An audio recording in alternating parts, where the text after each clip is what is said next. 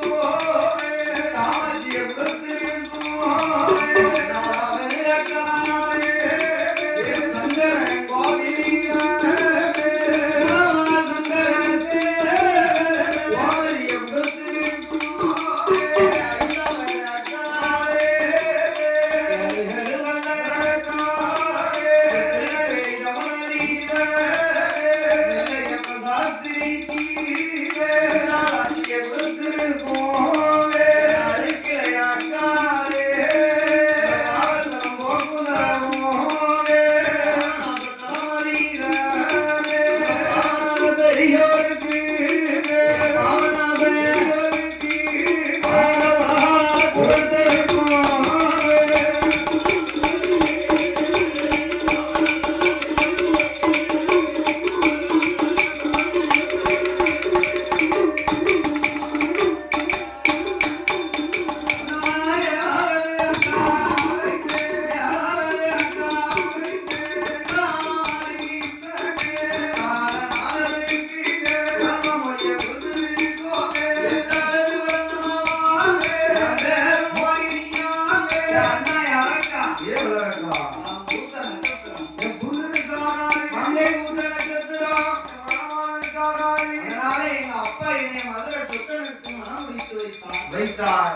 இருந்து போனேன்.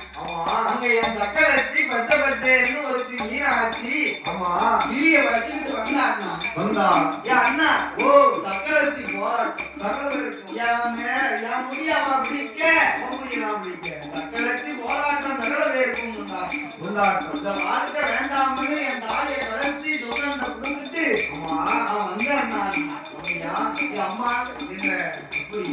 அம்மா நான் வீட்டிலே வந்தவளை மறந்தாலும் காட்டை கண்டவளை மறக்க மாட்டேன் வாழ்ந்தாலும் உன்னோடு சென்றாலும் உன்னோடு இருந்தாலும் உன்னோடு இறந்தாலும் உன்னோடு அண்ணா அறக்கா இல்ல எனக்கு சக்கரத்தி வாழ்க்கையே வேண்டாம் நீ இன்னொருத்திய மனம் முடிச்சிருக்க என் கூட கொஞ்ச காலம் கூடி வாழ்ந்துட்டு மறுபடியும் அவ கூட சேர்ந்துட்டா நான் என்ன செய்ய ஆட்டம்னு சொல்லு அடி வயிற்றுல கல்ல கட்டி ஆத்துல இறக்கிறோம்னா அந்த பாவம் எனக்கு வேண்டாம் நீ மூத்த மனையால ஒரு நாள் முகம் கொடுத்து பேச மாட்டேன் ஒரு நாள் பார்க்க மாட்டோம்னு எனக்கு ஒரு சின்ன சத்தியம் வேணும் சின்ன சக்தி என்ன சத்தியம் அதோ ஓடுது வர அலைகடல் அந்த அலைகடலிலே நீ முழுகி மூன்று விரல் எடுத்து அழுது தொண்டையில வச்சா அவன் கூட வந்து வாழ்க்கணும் பார்த்தா என்ன செய்கிறான் ராஜமன்னனானவன் இதுக்குத்தான் அவனோட நேரம் எடுத்து அப்பரே சில சத்தியம் நிறுத்திட்டு அவனை மனம் முடிச்சுட்டு இருப்பாங்க ஆய அலைகட்ட அறிவிழந்தான் நல்ல